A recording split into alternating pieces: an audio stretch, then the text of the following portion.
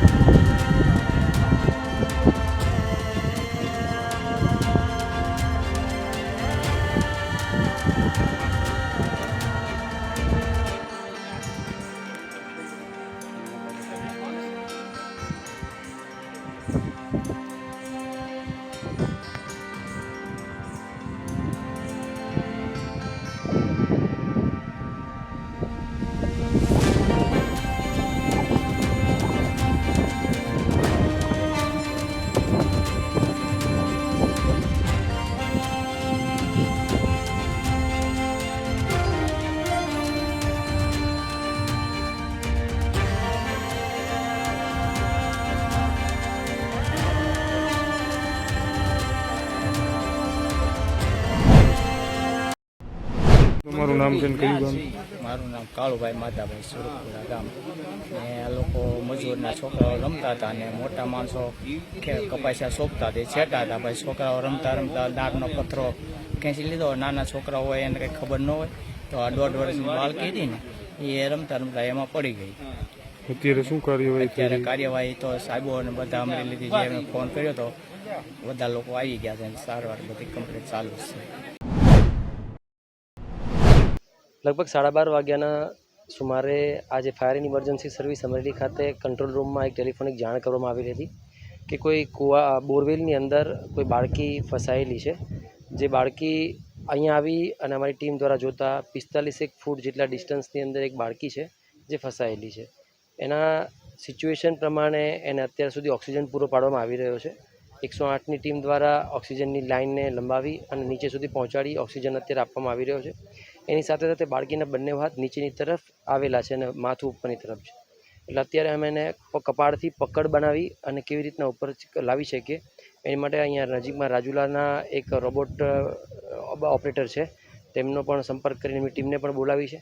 અને fire emergency service Amreli આ બંનેની સંયુક્ત ઓપરેશનની કામગીરી હાલમાં ચાલુ છે અને પકડ બનાવી અને બાળકીને જીવિત રીતના વહેલામાં વહેલી તકે બહાર લાવી શકાય તેવા પ્રયત્ન હાલમાં કરવામાં આવી રહ્યા છે.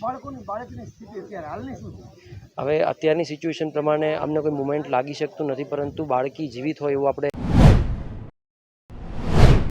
બોરવેલમાં પડી ગઈ છે. આખી ઘટના કઈ રીતે બની હતી? તમે તંત્ર દ્વારા શું જાણ કરી વાત કરો ને?